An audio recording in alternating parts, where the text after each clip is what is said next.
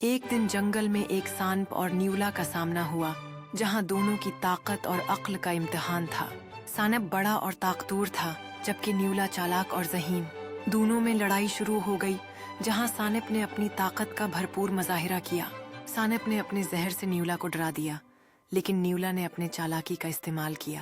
نیولا سانپ کے حملوں سے بچتا رہا اور آخرکار اس نے سانپ کی کمزوری کو پہچان لیا۔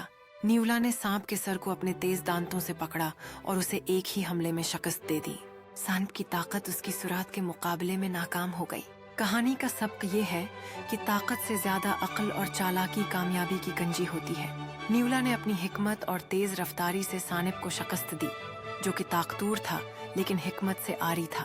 یہ کہانی ہمیں یاد دلاتی ہے کہ چالاکی اور حکمت ہمیشہ طاقت کے خلاف کامیاب ہو سکتی ہیں۔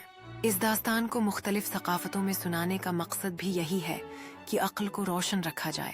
ہر نسل اس کہانی سے اپنی زندگیوں میں حکمت اور عقل کی روشنی حاصل کرتی ہے۔